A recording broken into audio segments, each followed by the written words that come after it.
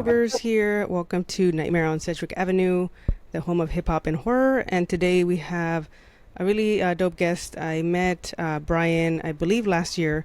And he is an author, a crime horror writer, and filmmaker. So, welcome, Brian, to the podcast. Hey, thanks for having me. Really excited to be here. Yeah, no problem. And again, kind of like give context a little bit for the people listening and watching. We met, I believe, last year at, I know Horrorgasm had some sort of event. I forgot what the name of the event was, but I met you there. You had a booth, and I picked up one of your novellas here, our Black Heart Speed as One. So I have it here for those watching. Really dope book, by the way. I consumed it in like 2 days, and I'm a avid reader back in the day. Like nowadays, it's not as much, but your book, like the way your style of writing, it was like easy. One of those books where you could just like breeze through it and like you just immerse yourself in it. So I wanted to give you kudos to that because not a lot of people can hold my attention anymore. It's kind of hard. So kudos Oh, to you thank for you so that. much. I appreciate that.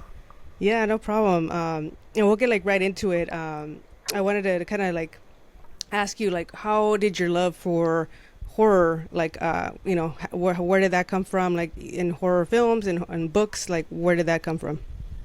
Sure, yeah. It started when I was a kid. There are a couple things that are my touchstones for what really got me into horror.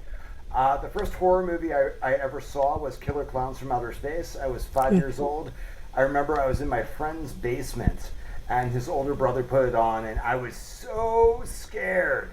Like, it was absolutely terrifying, like the clowns and everything. Like, I had nightmares for weeks. There was that, and Scary Stories to Tell in the Dark was another one that I read as a kid. And I'd read like a story, and then I'd get so scared I couldn't sleep at night. And then I'd still keep going back to it, though. And then finally, the one thing that really got me into it was Garfield's Halloween Adventure. I just remember every year when Halloween came around, I was like searching like the TV guide, like circling all the Halloween specials, and that was always my favorite with like the pirate ghosts and everything. It just I don't know that feeling I got when the pirate ghosts are coming and like they're coming, you see the glow and everything, and I just felt like so scared, but like I loved it at the same time. That's pretty awesome. Now I think I might have missed that one. Now I gotta go back and watch that one. I On just YouTube. I actually watched it on Halloween night. It's about Oh, 20 nice. minutes, but it's fun. And the Yeah. thing about it is, it's kind of like a masterclass in different kinds of scares. Like there's Hmm. different references there, like to like things like The King in Yellow that I missed as a kid, but as an adult I go back and watch it, and I'm like, oh, I see what they're doing here. That's actually really cool. Yeah, that's pretty awesome. I'm gonna have to check it out. Just when you were talking about that, it also reminded me of like the stuff that I grew up on too. Like I don't know if you remember like Alvin and the Chipmunks, where like meets Frankenstein or the Wolfman. Yeah, So I it kind of love. reminded me of that Yeah. nostalgia. And where did your journey like begin as far as like becoming a horror writer? I mean, obviously you do crime as well and other genres, but in particular horror. Where did that like? How did that lead you there to that path? When I was in college, I majored in English, and I always wanted to write. But for years, I didn't really know what I wanted to write. I think like I tried to write like literary fiction. I thought that's what I was supposed to be doing, And I'd start things and I'd pick at them, and like I'd never really get anywhere with my writing. And then the year I turned 35, it was like a milestone age basically, and I had always pictured myself as a writer by that age, and the year hit, and I was like, man, I haven't done anything, so I really need to like get off my ass and start writing. Otherwise, like I'm gonna be like 80 and looking back at my life and thinking about like all the things I could have done and never did. So I decided to like just completely change my approach. I committed to writing every day, and I finished 16 short stories and a novel that year.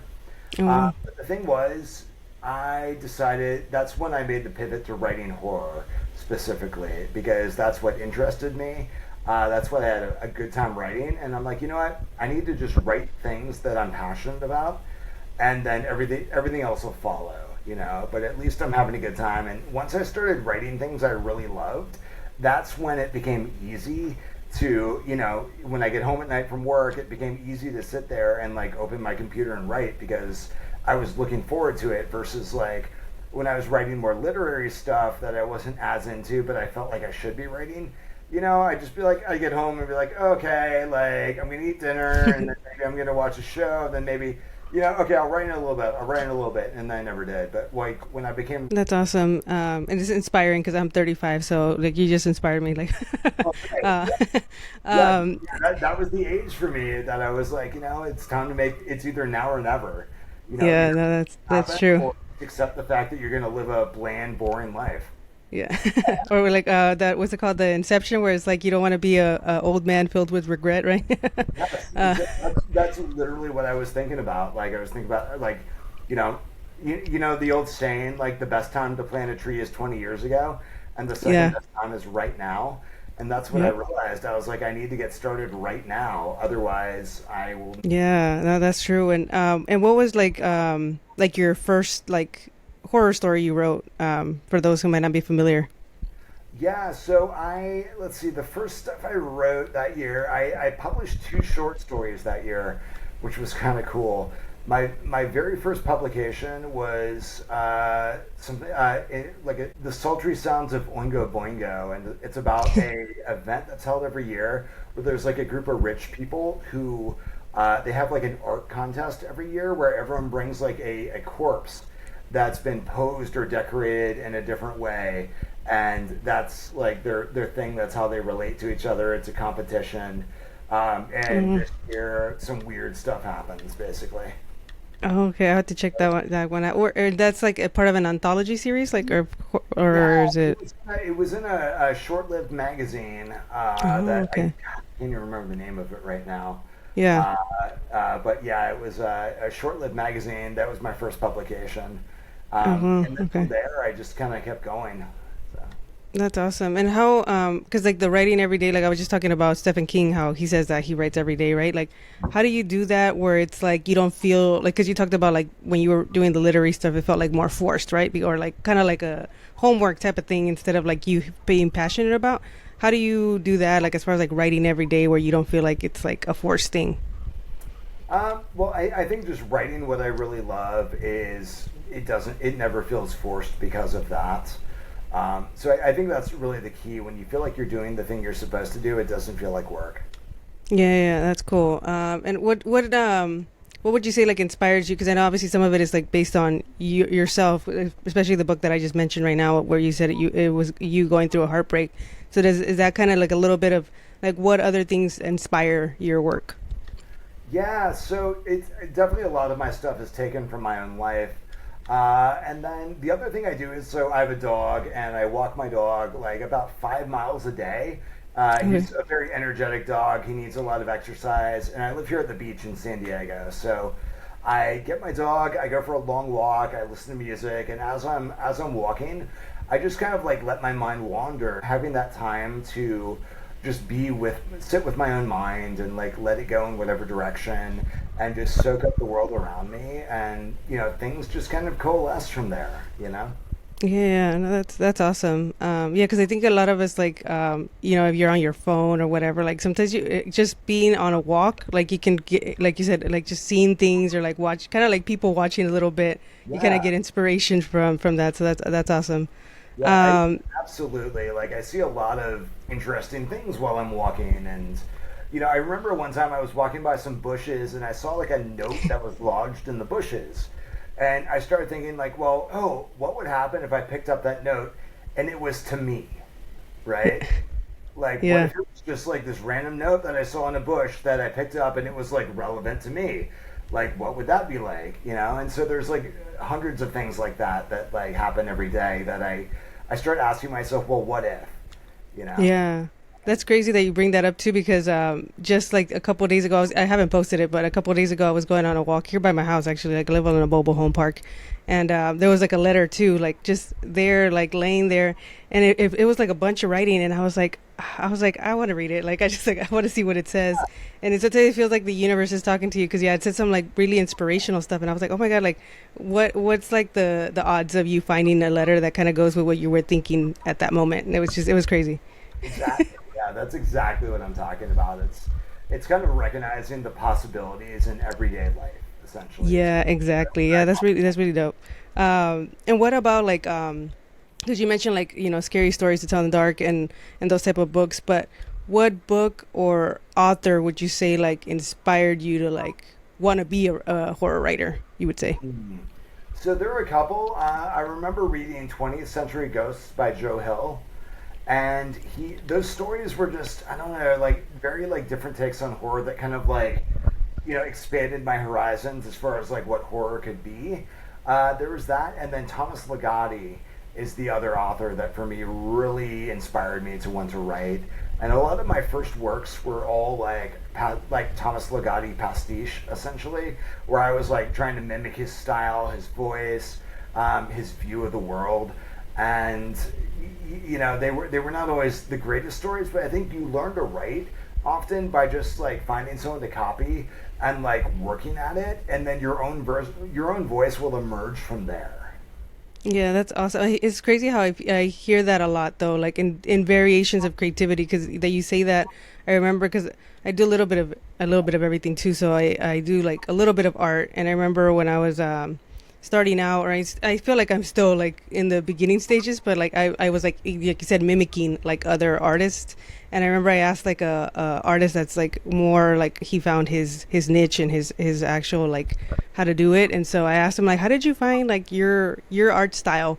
And he was like, oh well, you just mimic the greats, and then from there you find like your own uh style. And I was like, oh okay. And then now that you say that, it's kind of a little bit similar, pretty much like as a creative, like you kind of mimic those people that you look up to, and then you kind of find yourself or your own voice there.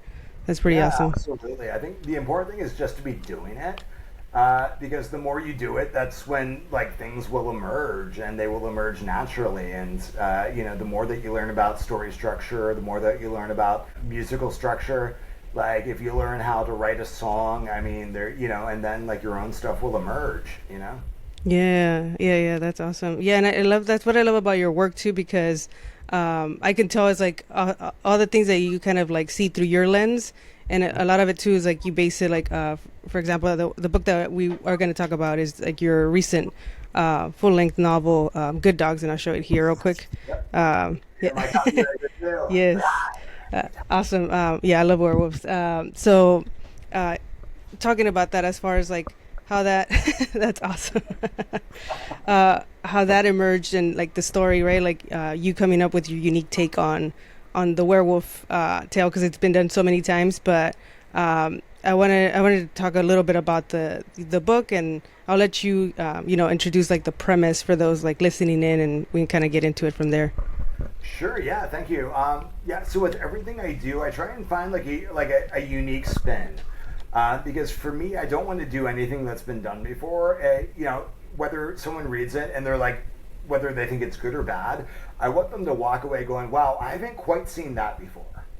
So I'm always looking for like a unique angle on things. And with Good Dogs, the idea was, I call this a chocolate peanut butter idea.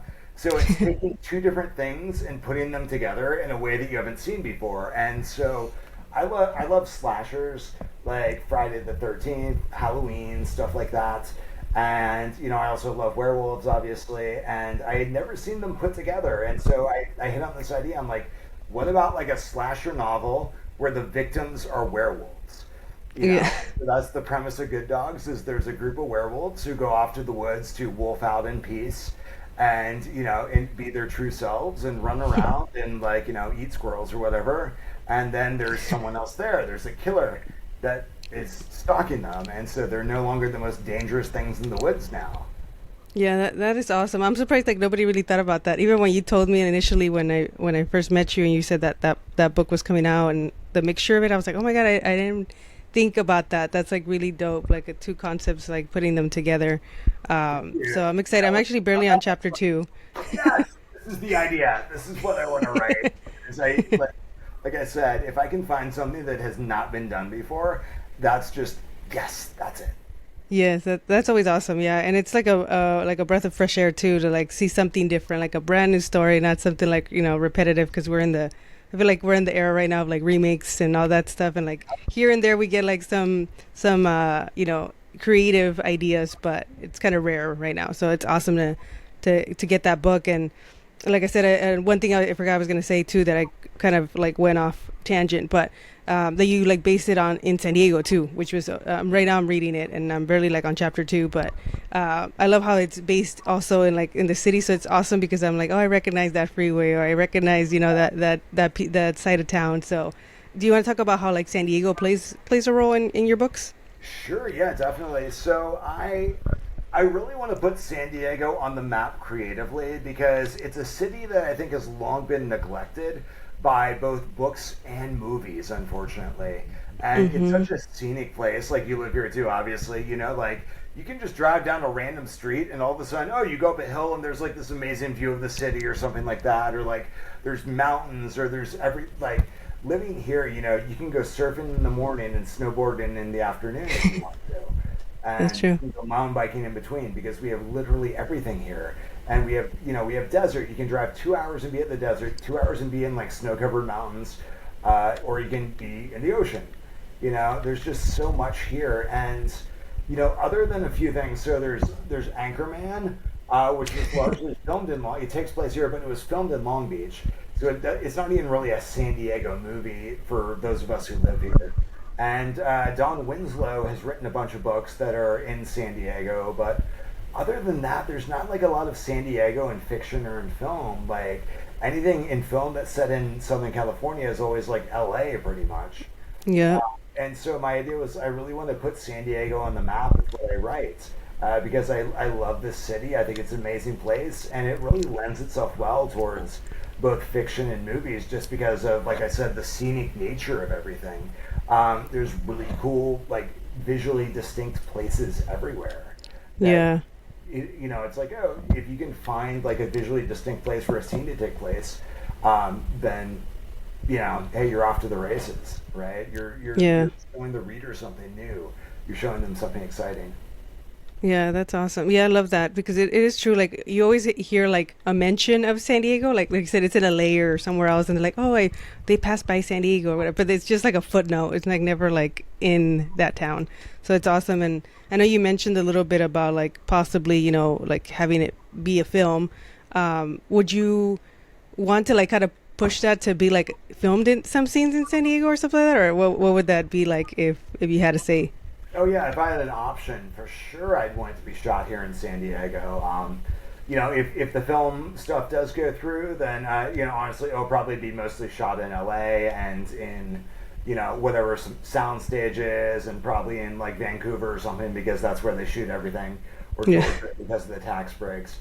But obviously, I'd want them to shoot on location in San Diego if I had that power. Yeah, yeah, that would be awesome to see. You can always, just be hopeful. But kind of getting back to Good Dogs, I kind of wanted to like kind of just pick your brain and like, what was your favorite character to write and or create, should I say, and why? Okay, so I think my favorite one was the protagonist Delia, which is the obvious answer, but for me, there's a lot of me in that character. Her fundamentally her journey is she's always felt like an outsider her whole life, and she finally finds a group of people who are like her, and she still doesn't fit in, and she still is uncomfortable with her place. And that's been me all my life. It's like whenever I feel like I've always felt like a little bit apart from other people for various reasons, and even when I find like people who are into the same stuff as me, like I always feel like a little bit of apart still. Yeah, And so like that quality, that what she's looking for, what she's going through, that really speaks to me. So she's definitely my favorite character for that reason. But there's a bunch of other ones I love. I mean, Lene is like, the sexy goth girl who we all love those. And then the character of Naughton, he's kind of like the Gary Cooper of the book. He's kind of like the man's man in a way, but it's not like the Andrew Tate style of masculinity. It's more of an old school you know like I said, like I look at him as like a Gary Cooper type, a man's got to do what a man's got to do kind of thing. Um, yeah, so yeah, and then I had a lot of fun writing the flashback scenes as well because I got to come up with fun characters and I got to write in like the voice of like the time. You know, Hmm.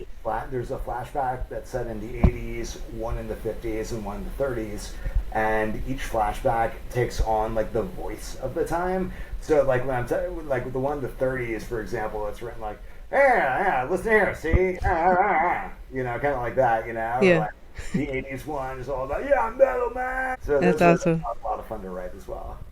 And I was gonna say too for Naughton, is that his name like a homage to David Naughton from American Werewolf in London? Yes. Okay. Yeah, because I Yep. was like, every time I read it, I just picture him for some reason like that character as I'm reading it, even though it's not, it doesn't even sound anything like him, but it's just the name.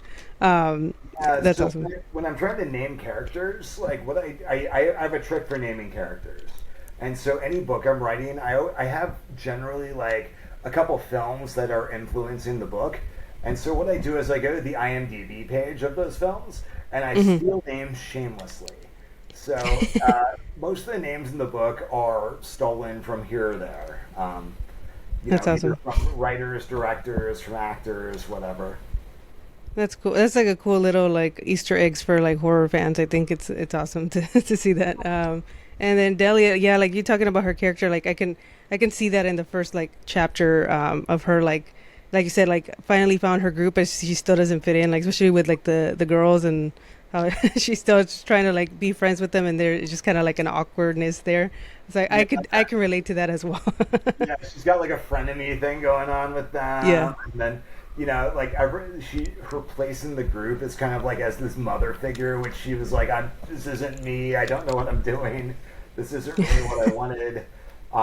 You know, but I'm stuck in this position. yeah, exactly. So Um, it's kind of like a definitely a shout out to anyone who has ever become a part of a group and they're like, I'm not sure about my place in this group. I don't really like where I ended up with this. yeah. Yeah, yeah, I really so far I'm like really like yeah, I love her character as her being the protagonist. And I know I went to your Q&A, and they had asked you like who did you see as like if once if it filming and all that goes through, like who do you see as the main character, and if you want to kind of expand for the people that weren't at the Q&A, like who you had in mind as like playing the protagonist in the movie. Oh yeah, definitely. So there are a couple names that come to mind immediately. So Samara Weaving is someone who I think I of, love or her. Anya Taylor Joy I think of in like a lot of different roles. For everything I write, you could slot either of those women in easily. Aubrey Yeah. Plaza is another Oh one. yeah. Like I would just love for Aubrey Plaza to play any character I write. Like doesn't even Yeah. matter who it is. I mean, she could play none. I don't care. Those are the ones that I think of the most for her. But there's like I think the other one is Midsummer, main character in Midsummer. Oh, Florence Pugh. Thank you. Yep, yep. Florence Pugh. Yeah, that is the other actor I could picture in Delia's role as well. But I'm like I said, if the movie happens, I am largely open. So Delia could look like anyone. Yeah. Yeah, I'm hoping it does go through. Thank Because you. that would be an awesome. Like I said, it's a creative story that hasn't been told yet with like the slasher and werewolf. So I would love to see that on the big screen. So I'm like crossing my fingers that everything goes well with that. And I kind of wanted to like do a little bit of a little trivia, or not trivia, but like just kind of like a random question that I like to ask is like if you can be like in a horror movie or a horror book, which one would you pick, and what character would you play and why? That's a great question. So I know where I wouldn't want to be is any of the Purge movies because that just seems like a lot of fucking work. So Yeah. yeah, not want to be in the Purge movies. Similarly, I would not want to be in a Saw movie either. Oh Just yeah. because, yeah, I don't really want to have to like saw my nose off to find a key to like get me out of a bear trap or something. Not what I'd like to do. What horror movie would I want to be in? Probably Halloween, because I would literally just leave Haddonfield unless it's H2O. Then I'd be screwed. Yeah. But I think generally, like the Halloween movies, I could just plan on not being in Haddonfield that day. Like I'd be like I don't know, like let's go to Santa Barbara or something and like go wine tasting, and then we'll come back first. Yeah. That's awesome. And what about if you could watch any like horror movie for the first time, or even if you like read a like a horror book for the first time, which movie or book would it be? And so I can give you one of each. So I think the Okay. horror movie I'd like to see again for the first time would probably be Eterados, also known as Terrified. So Terrified. Oh, that's a good one. I love that movie. an Argentine movie. Yep. That movie is one of the scariest things I've ever seen in my life, and I would love to go into that for the first time again. That would be amazing. And then a book to read for the first time again, probably Experimental Film by Gemma Files. That book really, it was such a singular experience. I loved it so much, and getting to experience that again would be really cool. That's awesome. Yeah, I agree with Terrified. Like ever since that movie, like a lot of movies, I'm like so like desensitized to horror movies, honestly. But that one, yeah, that one stuck with me, and I remember I just started following that guy, like the Mian Rugna, I think is his name, the director, like Argentinian, really dope. I don't know if you've seen When Evil Lurks. Did you watch that one? Yes, I have. Yeah, that was amazing. Like Yeah, I yeah. It's think just that something style about was his style. scarier, but like that movie was a great follow up. Yeah, yeah, and I feel like it's the way he comes up with the scares is just so random. It's not like those where you're like, oh, this the jump scares like right around the corner. Like I don't know what it is about him. Like he knows kind of like his the timing and the pacing because he had another there was like a Mexican like a satanic Hispanics anthology Oh horror yeah, movie. see, I didn't I really really love it. Did you watch that one?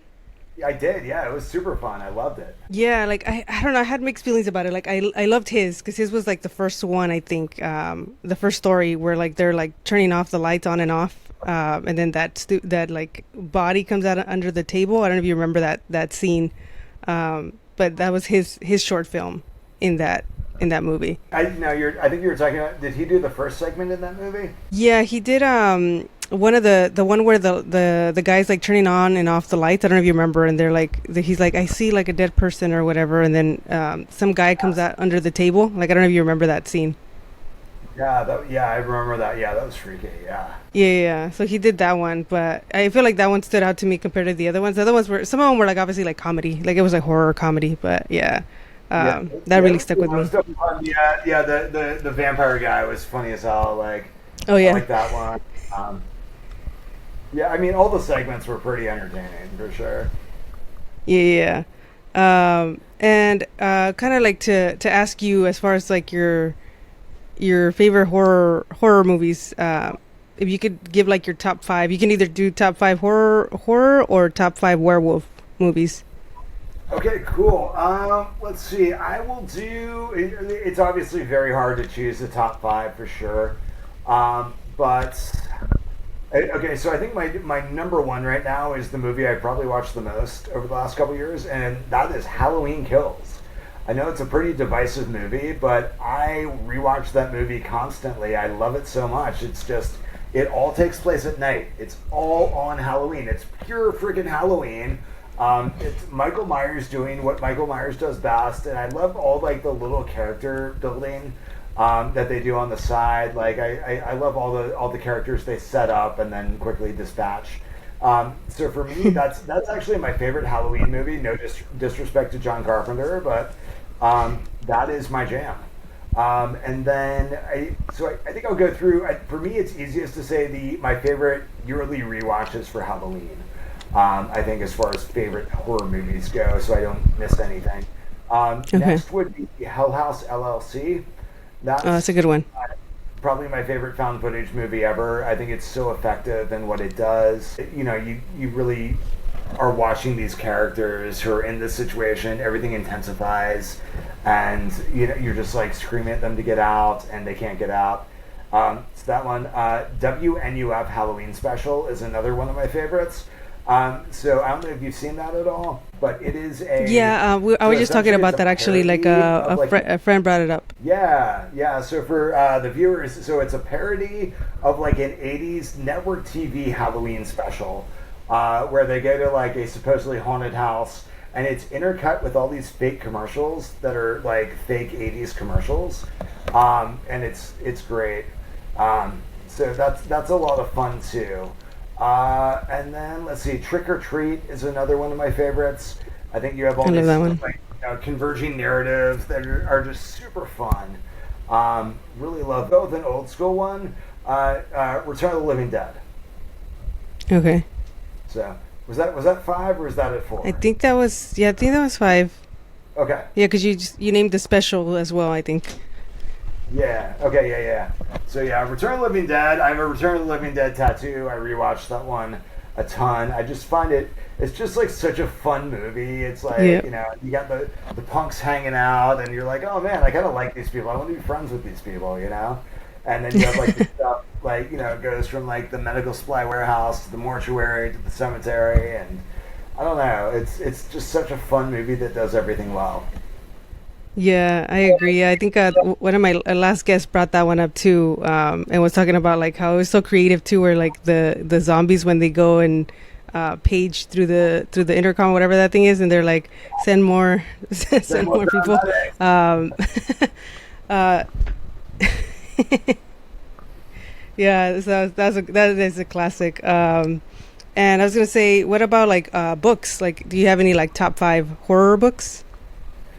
Yeah, definitely. So, let's see. So, I already mentioned Experimental Film by Gemma Files. That's one Mm-hmm. that I highly recommend to everyone. Teatro Grotesco by Thomas Ligotti. That's a phenomenal book of short stories that I just cannot get enough of. And all his short story collections are great, but I think that's the one I would probably recommend the most. Let's see what else. The Rust Maidens by Gwendolyn Keist. That is a book. It's set in like a Rust Belt town in Ohio, and there's something in the water or something that is making a number of girls in this neighborhood. Like, have you ever seen Tetsuo the Iron Man, like the Yep. Japanese movie? Yeah, so it's kind of making these girls like they're having like metal erupt from beneath their arms and stuff like that, and they're becoming something else. Definitely love that one. Another good one. This is a new one, but it's called Whale Fall by Daniel Kraus. It's a scientifically accurate story about a guy who gets trapped inside the stomach of a whale and his efforts to get out. So yeah, really, that was one of my favorite reads from the last year. And then the last one I'll recommend is I Was a Teenage Slasher by Stephen Graham Jones. And this is a book about a kid growing up in Texas who, through accidentally becomes a slasher. And it's fun. It's kind of like the same Sam Raimi Spider-Man movies in a way. Super entertaining in that respect, but with slashers. So, yeah. That's awesome. Okay, yeah, I think I had seen that one. I had heard about that one, so I'll have to check that one out for sure. Yeah, it's Yeah, a lot. great book recommendations. I'll have to check some of those out. Um, and I was gonna say too, one question I like to ask, and it's always like either people get deep with it or people don't. Either way, it's a good answer that I've gotten from this question. But what's your greatest fear, and do you think you'll overcome it, or have you overcome it? Ooh, okay, great. Yeah, so this is an easy one. My greatest fear is heights. I am a Oh, huge same. baby when it comes to heights. Will I overcome it? Absolutely not. No, I will always be afraid of heights. I just don't like it. I've tried. It's not going to happen. So I feel you. Do you do like roller coasters and stuff like that, or you don't do that either? I do roller. I'm totally. So here's the thing. I'm completely fine with roller coasters for some reason. That's all good. But whenever I get like if I'm on like a balcony or something and like I look down and I get crazy vertigo. Flying like I will fly, but it does kind of freak me out thinking about being that high off the ground. Yeah, Yeah. getting on ladders like I will, but like if I need to like do something, but my anxiety is like all the time.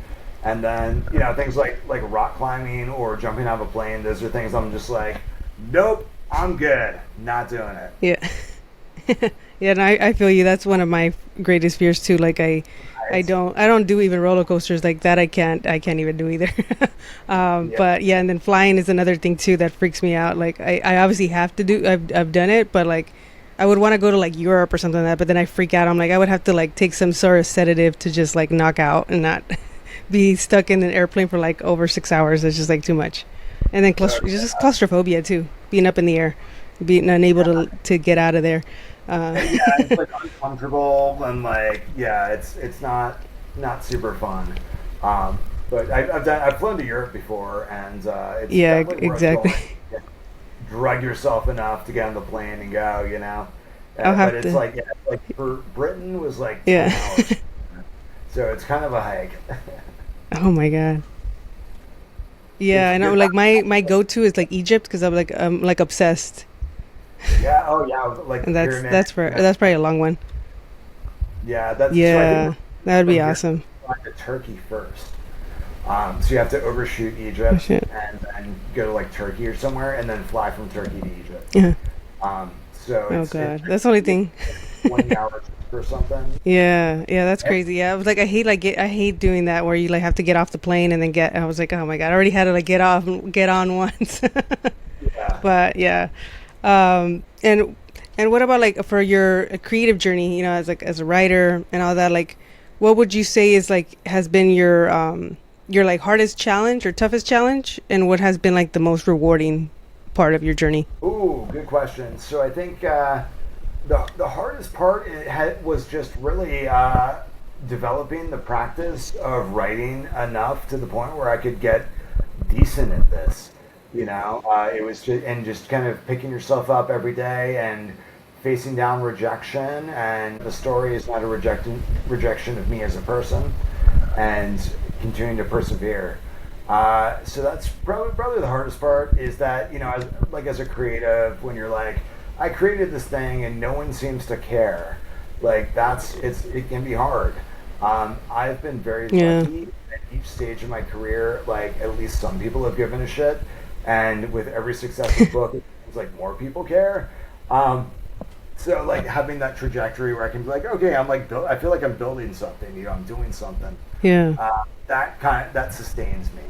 So and obviously the best part was, my debut novel. Once again, Good Dogs, available now. Yeah, so yeah, definitely, the novel and then the couple film deals I've gotten so far, and I have more coming. I have a very exciting meeting this week, actually, that I can't say any specifics about, but it's another potential. Essentially, my dream. nice.